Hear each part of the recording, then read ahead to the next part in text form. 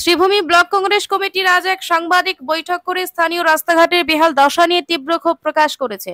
Block কংগ্রেসের নেতৃত্ব জানিয়ে দিয়েছেন আগামী 7 দিনের মধ্যে যদি রাস্তাঘাট মেরামতির কাজ শুরু না হয় তবে বাধ্য হয়ে ব্লক কংগ্রেস রাস্তায় নেমে আন্দোলন করবে। কংগ্রেস নেতৃত্বের অভিযোগ, দীর্ঘদিন ধরে সাধারণ মানুষ ভাঙাচোরা রাস্তায় চলাফেরার সময় নিত্য সমস্যার মুখোমুখি হচ্ছেন, কিন্তু প্রশাসন এবং সংশ্লিষ্ট দপ্তর এই বিষয়ে কোনো কার্যকর ব্যবস্থা নিচ্ছে না। ব্লক কংগ্রেসের স্পষ্ট হুঁশিয়ারি, জনগণের স্বার্থে যদি অবিলম্বে রাস্তার কাজ শুরু না হয় তবে আমরা রাস্তায় নেমে আন্দোলনে নামব। স্থানীয় বাসিন্দারাও ব্লক কংগ্রেসের এই উদ্যোগকে সমর্থন জানিয়েছেন এবং আশা প্রকাশ করেছেন যে প্রশাসন দ্রুত ব্যবস্থা নেবে।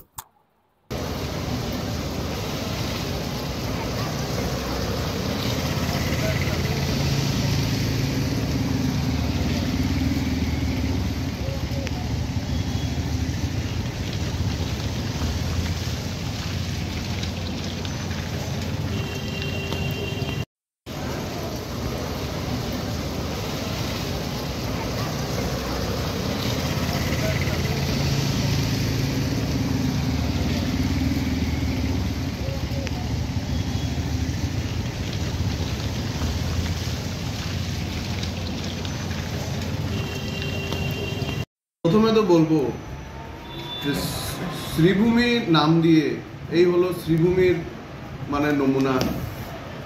শ্রীভূমি নামটা কবিগুরু রবীন্দ্রনাথ দিয়েছে ঠিকই, উনি ভাবতে পারেনি ওনার নামটাকে নিয়েও ছেলেমেলি খেলা করবে বিজেপি সরকার। আজকের দিনে কংগ্রেসের নাম করিমগঞ্জ বা শ্রীভূমি নিয়ে কোনো প্রবলেম ছিল না, ছিল আমাদের প্রয়োজনীয় নিত্যনীয় জিনিসগুলা নিয়ে। আজকের দিনে রাস্তাঘাটের কি অবস্থা, মন্ত্রী কি বলেছিলেন 10 দিনের ভিতরে রাস্তা ঠিক হবে, এই নাকি তার নমুনা। 20 দিন বাকি পুজোর, মানুষ চলাচল কেমন করে করবে, মূর্তিগুলা কেমন করে যাবে প্যান্ডেলে প্যান্ডেলে। ওনাদের কোনো কথায় কোনো কাজে কোনো মিল নেই। ওনারা শ্রীভূমি, ওনারা হিন্দুত্ববাদী, ওনারা এই নাকি হিন্দুত্ববাদী নমুনা ওদের। আজকে দিনে বাঙালির শ্রেষ্ঠ পূজা হলো গিয়ে দুর্গা পূজা। আজকে দিনে এই পূজার সময় আজকে দিনে মূর্তি নিয়ে যাবে, কারণ আপনারা দেখতে পাচ্ছেন আর স্কুলের সামনে কি অবস্থা, নাইস এন্ড স্পাইসের সামনে কি অবস্থা, মিউনিসিপ্যালিটির সামনে কি অবস্থা, ওনাদের যে মিউনিসিপ্যালিটি অফিস যে আছে ওয়ার্ডের। যদি 7 দিনের ভিতরে যদি রাস্তাঘাট ঠিক না হয় তাহলে এই রাস্তার জন্য রাস্তায় নামবে সব ব্লক কংগ্রেস। এমপি তো উনি জিতার পরে ওনাকে তো কোনো ইয়েতে আমি পাই না। আজকের দিনে যখন এই যে ফ্লাড হয়ে গেছিল আপনারা সবাই জানেন, ওনার কোনো ইয়ে নেই, ভূমিকা নেই। এই যে রাস্তা নিয়ে ওনাকে কি করিমগঞ্জ শহরের মানুষ কি ওনাকে ভোট দেয়নি নাকি বিজেপিতে? ওনাকে মানুষ তো ভোট দিয়েছিল, ভোটের কথা ভেবে তো উনি আসতেছিলেন। কোনো কিছু নীরবতা পালন করছে উনি এমপি সাহেব। এমন আমাদের উত্তর করিমগঞ্জের বিধায়ক, তিনি এখনও উত্তর করিমগঞ্জের বিধায়ক। উনি কাঠিগড়াতে আছেন, করিমগঞ্জের সব স্কিমসগুলো নিয়ে উনি কাঠিগড়াতে ঢালছেন। করিমগঞ্জের মানুষরা এখনও মানে কি বলবো গার্জিয়ানলেস। আজকের দিনের করিমগঞ্জের মানুষ, কোনো অভিভাবক নেই, এই জন্যই তো এই অবস্থা। যদি 7 দিনের ভিতরে যদি রাস্তার কাজ সুন্দর মতো মেরামত না হয় তাহলে রাস্তায় শ্রীভূমি রাস্তায় নামবে সব ব্লক কংগ্রেস সভাপতি এবং সব কংগ্রেসের পুরা টিম নিয়ে রাস্তায় নামবো। রাস্তা ব্লক করব, রাস্তা ব্লক করে যত সময় না আমার কাজ শুরু হবে তত সময় অবধি আমরা রাস্তা থাকবো। এতে দিন হোক রাত হোক 24 ঘন্টা আমরা রাস্তায় বসে থাকবো। শিলচরে শুরু হলো বরাক ব্রাহ্মণ পরিষদের পুরোহিত প্রশিক্ষণ শিবির। প্রতিবারের মতো এবারও শিলচরে শুরু হলো বরাক ব্রাহ্মণ পরিষদের 3 দিনের পুরোহিত প্রশিক্ষণ কর্মশালা। শুক্রবার রাঙ্গিরখাড়ি গোপাল জিউর মন্দিরে এই কর্মশালার উদ্বোধন করেন ভারত সেবাশ্রম সংঘ শিলচর শাখার সম্পাদক স্বামী গণসিন্ধু মহারাজ। সঙ্গে উপস্থিত ছিলেন কাছাড় কলেজের প্রাক্তন অধ্যক্ষ তথা বিশিষ্ট মাগামী পণ্ডিত ডক্টর সুখময় ভট্টাচার্য, ছিলেন জোরহাট সায়েন্স কলেজের প্রাক্তন অধ্যক্ষ তথা বিশিষ্ট শাস্ত্রীয় পণ্ডিত লক্ষ্মীকান্ত ভট্টাচার্য। উপস্থিত ছিলেন বরাক ব্রাহ্মণ পরিষদের উপদেষ্টা মণ্ডলীর সদস্যরা। তাদের মধ্যে পীযূষ চক্রবর্তী, অজিত ভট্টাচার্য, রাহুল ভট্টাচার্য, শরদিন্দু ভট্টাচার্য উপস্থিত ছিলেন। এদিন সকাল থেকে 11টায় প্রদীপ প্রজ্বলনের মাধ্যমে অনুষ্ঠানে শুভারম্ভ করেন। অনুষ্ঠানে উপস্থিত বিশিষ্ট অতিথিরা। অতিথিদের পরিষদের পক্ষ থেকে উত্তরীয় পরিয়ে বরণ করে নেওয়া হয়। দীপমন্ত্র পাঠ করেন সুমন ভট্টাচার্য সহ প্রশিক্ষণার্থীরা। আগমনী সঙ্গীত পরিবেশন করেন দেবস্মিতা কর চৌধুরী। তবলায় রাজদীপ অধিকারী। কর্মশালায় উদ্দেশ্য ব্যাখ্যা করেন বরাক ব্রাহ্মণ পরিষদের সম্পাদক কঙ্কন ভট্টাচার্য।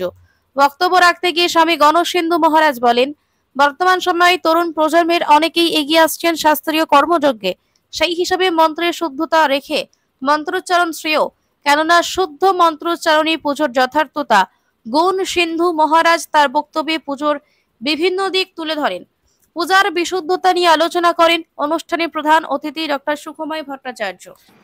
একটা শব্দ উচ্চারণ করলাম, বুঝতে পারলাম না কি বললাম, সাহেব কি করে, সাহেবের স্টাইল চেঞ্জ করে, সাহেবের যদি না বুঝি স্টাইল দিয়ে কি হবে, এটা নিয়ে থাক।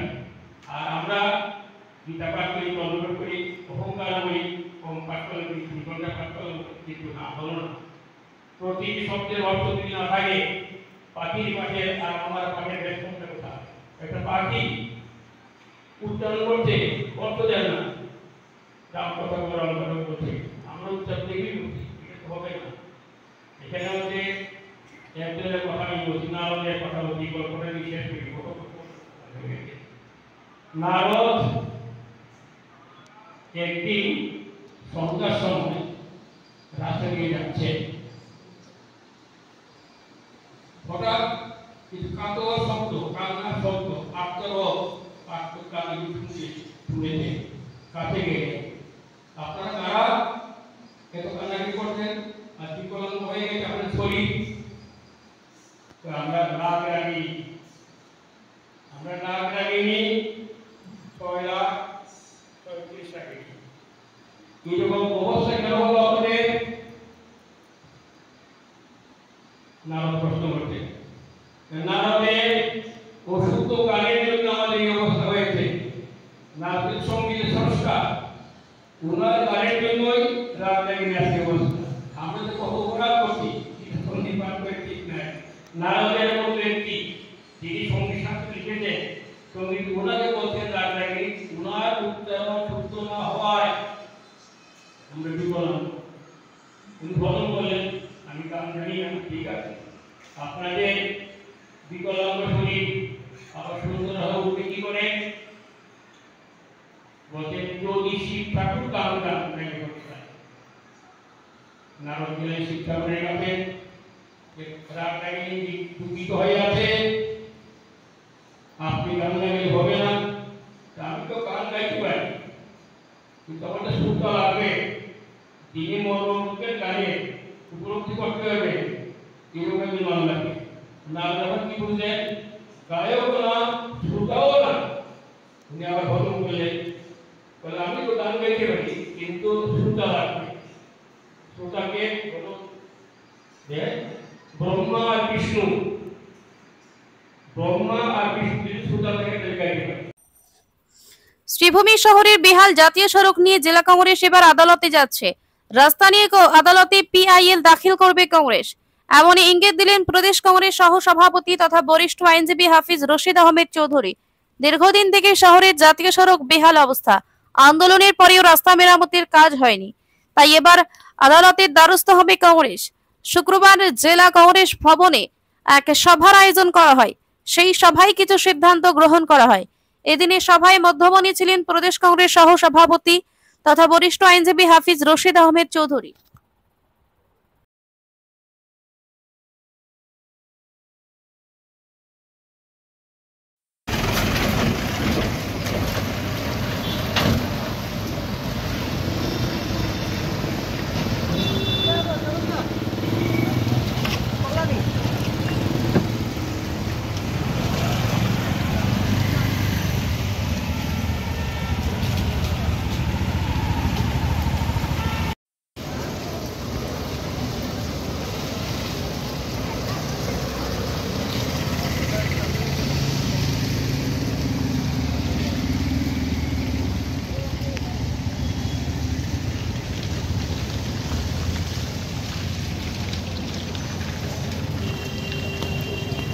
Common to all. নাগরিকের একটা সমস্যা, একটা হলো পার্টিগত ব্যাপার। পার্টিগত ব্যাপারে কিছু ইস্যু আছে, অন্য মানুষ এটাকে নাও মানতে পারে।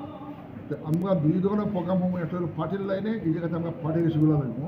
আর একটা ইস্যু আছে যেমন রাস্তাঘাট আছে, অন্যান্য ব্যাপারে নাগরিকত্বের ব্যাপারটা আছে, এগুলোকে আমরা অন্য মানুষকে ইনভলভ করিয়া তাকে আমরা এটাকে মিটিং করবো।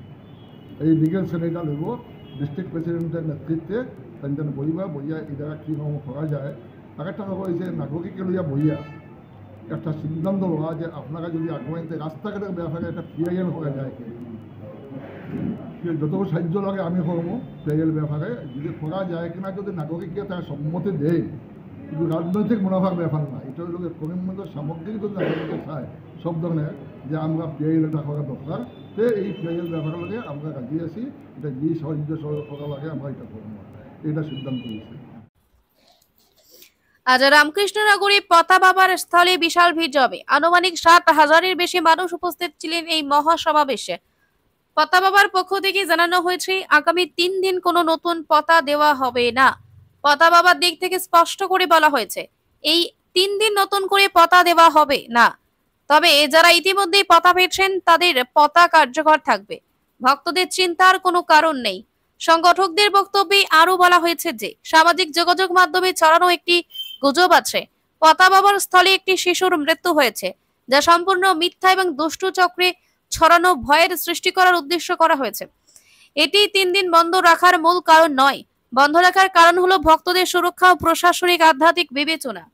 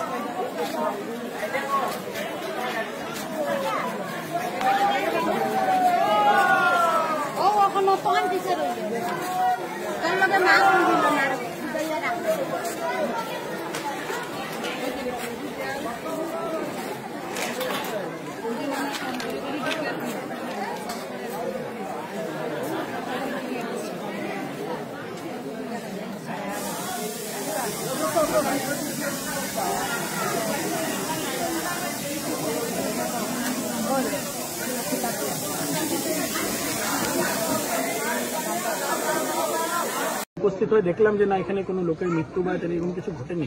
আজকের দিনে 50 থেকে 60,000-এর অধিক লোকেরা এসেছেন। আসার কারণে কি হচ্ছে, এখানে অনেক ল অ্যান্ড অর্ডারের একটা পরিস্থিতি দেখা গেছে, অনেক ভিড় হওয়ার কারণে।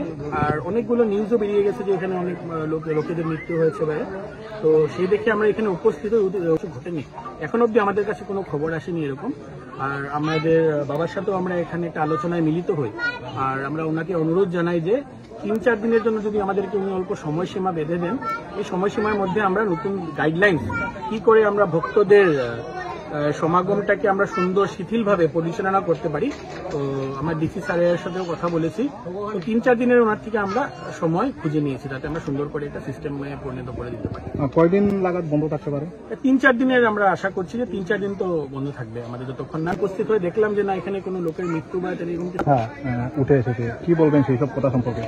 না, আজকে মানে আমরা সাধারণত 10-12 হাজার লোকে ভক্তদের সমাগম দেখতে পাই, কিন্তু আজকের দিনে 50 থেকে 60,000-এর অধিক লোকেরা এসেছেন।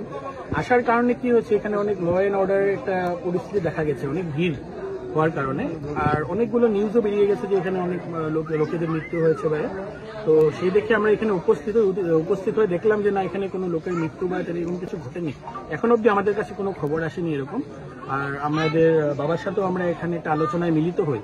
আর আমরা ওনাকে অনুরোধ জানাই যে 3-4 দিনের জন্য যদি আমাদেরকে উনি অল্প সময়সীমা বেঁধে দেন, এই সময়সীমার মধ্যে আমরা নতুন গাইডলাইন কি করে আমরা ভক্তদের সমাগমটাকে আমরা সুন্দর শিথিলভাবে পরিচালনা করতে পারি। তো আমরা ডিসি স্যারের সাথেও কথা বলেছি। তো 3-4 দিনের ওনার থেকে আমরা সময় খুঁজে নিয়েছি যাতে আমরা সুন্দর করে একটা সিস্টেমে পরিণত করে দিতে পারি। কয়দিন লাগাত বন্ধ থাকতে পারে?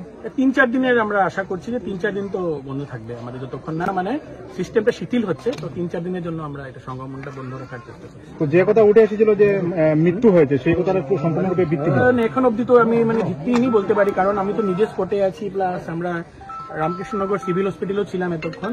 তো এরকম তো কোনো দেখা যায়নি এখন অব্দি, তো আমরা কিছু পাওয়া যায়নি। Thank you. এইটো সঁচা নহয় বুলিহে ক'ব পাৰিম। আজিৰ পৰা আমি আমাৰ ডিচি ছাৰৰ লগতো পাতিছোঁ। আমি 3-4 দিনৰ কাৰণে এইটো আমি অলপ স্থগিত ৰাখিবলৈ বিচাৰিছোঁ।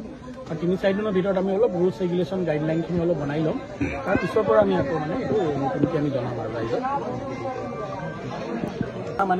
সিস্টেমটা শিথিল হচ্ছে। তো 3-4 দিনের জন্য আমরা এটা সংগমনটা বন্ধ রাখার চেষ্টা করছি। তো যে কথা উঠে এসেছিল যে মৃত্যু হয়েছে, সেই কথাটা একটু সম্পূর্ণরূপে ভিত্তিহীন। এখন অব্দি তো আমি ভিত্তিহীনই বলতে পারি, কারণ আমি তো নিজে স্পটে আছি, প্লাস আমরা রামকৃষ্ণনগর সিভিল হসপিটালও ছিলাম এতক্ষণ। তো এরকম তো কোনো দেখা যায়নি এখন অব্দি, তো আমরা কিছু পাওয়া যায়নি। Thank you. এইটো সঁচা নহয় বুলিহে ক'ব পাৰিম। আজিৰ পৰা আমি আমাৰ ডিচি ছাৰৰ লগতো পাতিছোঁ। আমি 3-4 দিনৰ কাৰণে এইটো আমি অলপ স্থগিত ৰাখিবলৈ বিচাৰিছোঁ। আৰু 3-4 দিনৰ ভিতৰত আমি অলপ ৰুলছ ৰেগুলেশ্যন গাইডলাইনখিনি অলপ বনাই ল'ম। তাৰ পিছৰ পৰা আমি আকৌ এইটো নতুনকৈ আমি জনাম আৰু ৰাইজক।